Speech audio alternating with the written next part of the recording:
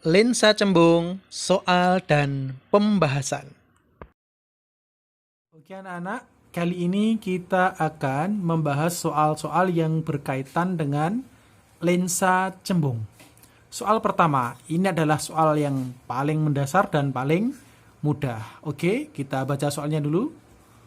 Sebuah benda diletakkan 10 cm di depan lensa cembung yang memiliki panjang fokus 6 cm.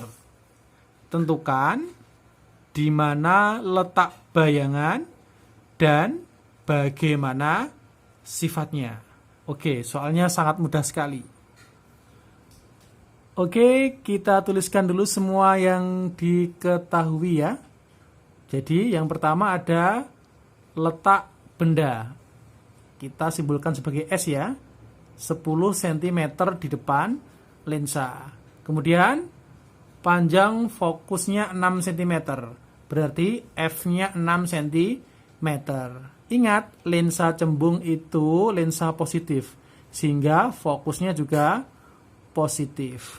Lalu apa yang ditanyakan? Oke, yang ditanyakan adalah letak bayangan ya. Ya, bayangan atau S aksen seperti ini. Mari kita jawab bersama-sama. Oke, kita tuliskan dulu rumusnya dengan cepat ya. Ya, rumus cepatnya S aksen berarti sama dengan atas dikali S kalikan F. Bawah dikurang S minus F seperti ini ya. Oke, tinggal kita masukkan angka-angkanya. S-nya kita masukkan 10, tidak usah pakai satuan ya. Kemudian F-nya kita masukkan 6. Lalu bawahnya S min F. 10 dikurangi 6 berapa? Ya, pintar sekali. 4. Ya, sehingga kita dapatkan S aksen sama dengan 60 dibagi 4. Yaitu 15 cm. Gampang sekali kan?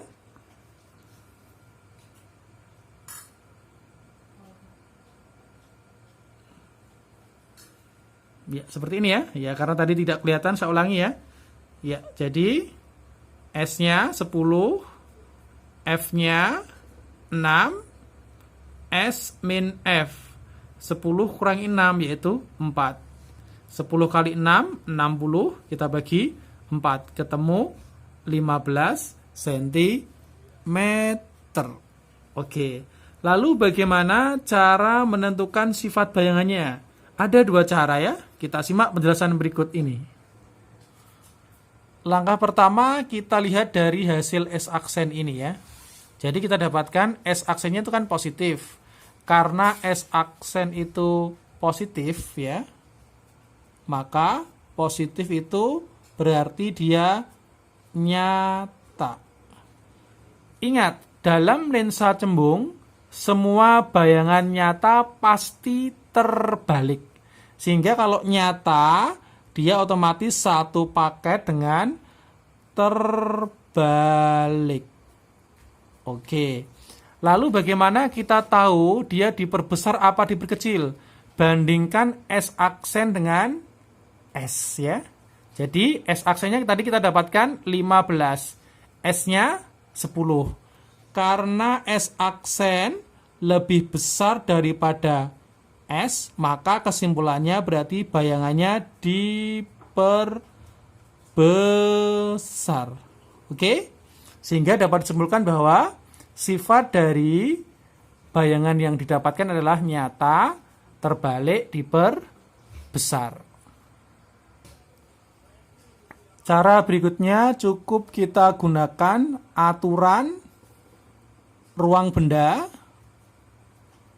ditambah ruang bayangan harus selalu sama dengan 5 ya. Ya. Tadi fokusnya 6, ya kan?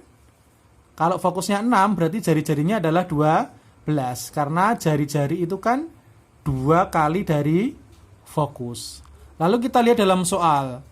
Benda diletakkan 10 cm di depan lensa. Berarti kurang lebih dia ada di sini ya bendanya ya. Iya.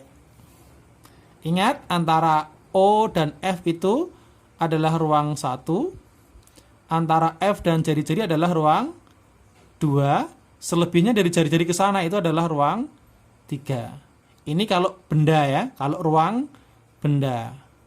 Lalu untuk ruang bayangannya, misalkan di sini ya, antara O dan F itu adalah ruang 1 untuk bayangan, antara F dan R adalah ruang 2 untuk bayangan, lalu selebihnya dari R adalah ruang 3 untuk bayangan.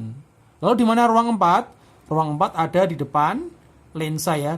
Untuk soal ini, kasus ini tidak saya tuliskan ya. Lihat, benda ada di ruang 2. Supaya menjadi 5, maka bayangan harus ada di ruang 3. Tepat sekali ya. Iya, jadi bayangannya ada di sini ya. Ya, di sini letak bayangannya yaitu di ruang 3.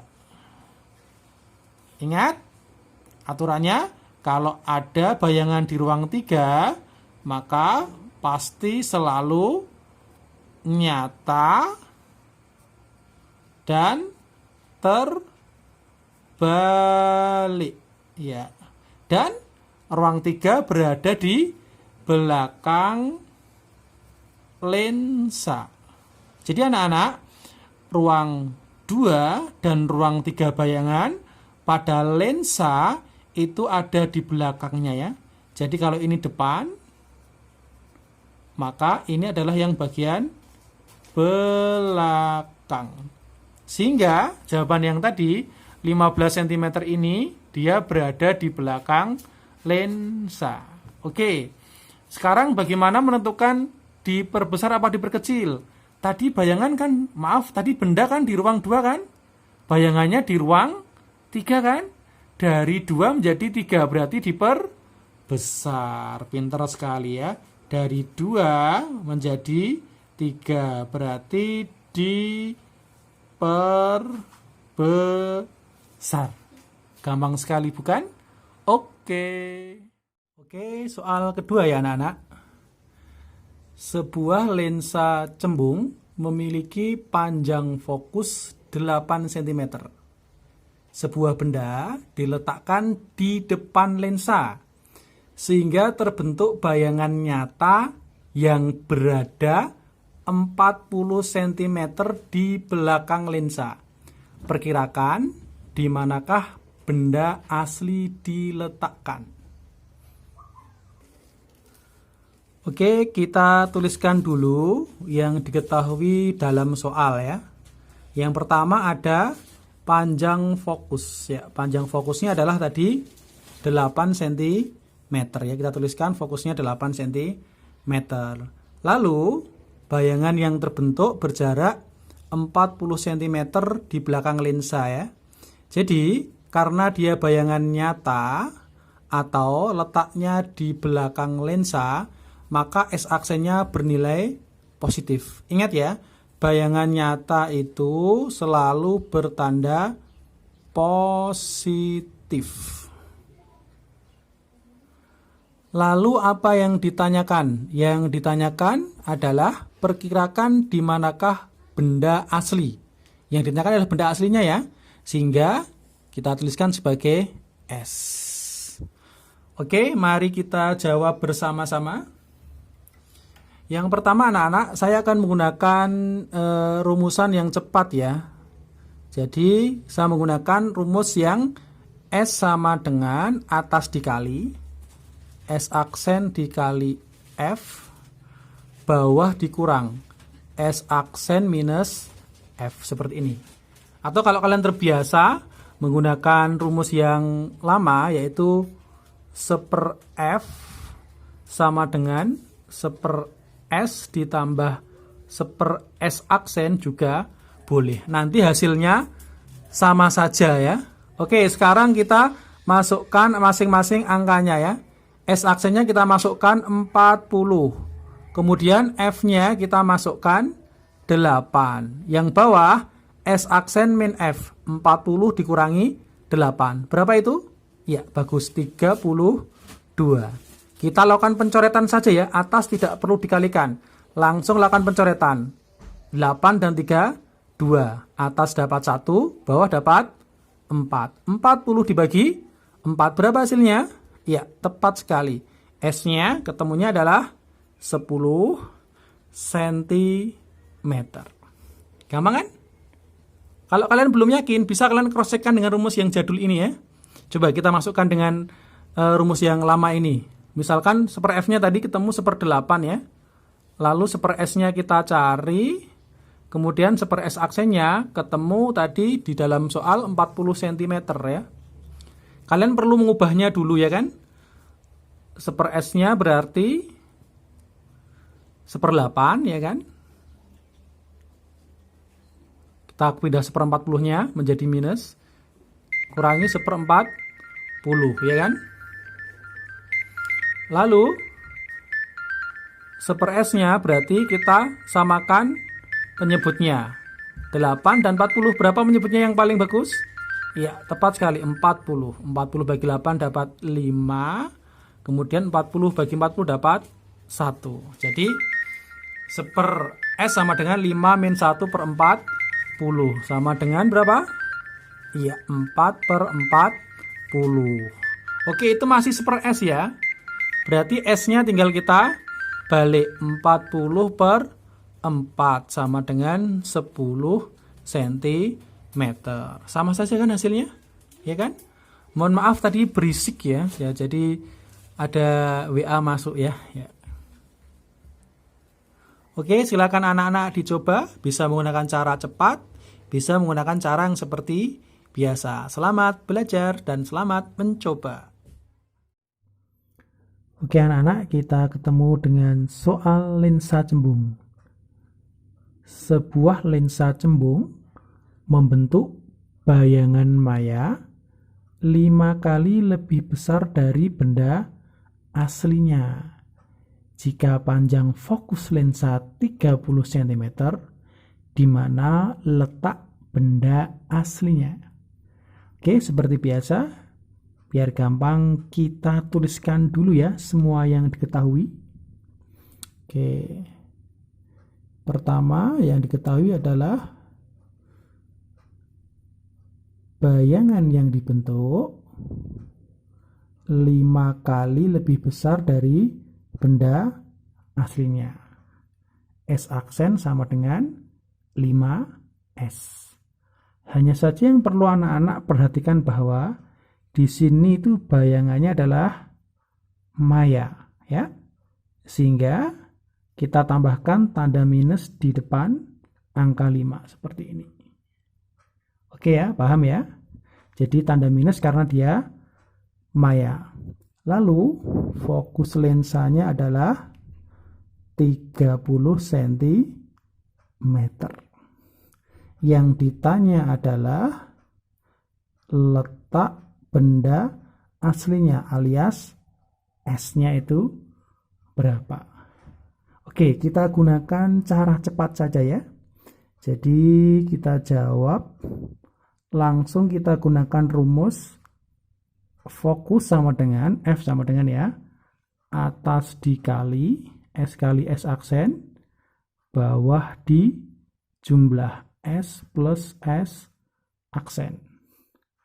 Kita masukkan F-nya 30, kemudian S-nya tetap S, S aksennya kita ganti dengan minus 5S ya, dibagi dengan S tambah minus 5S seperti ini ya.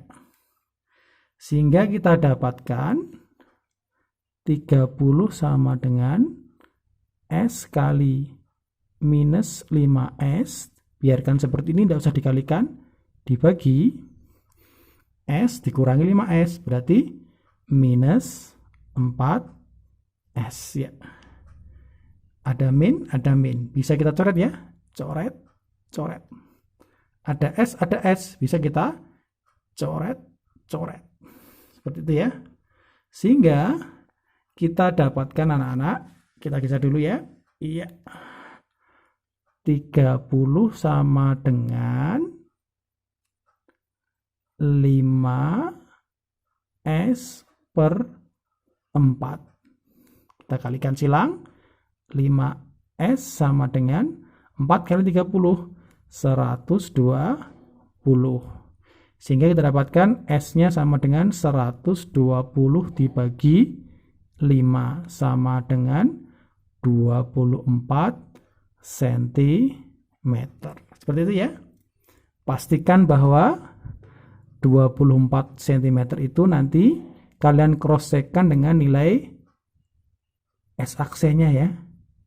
Ya.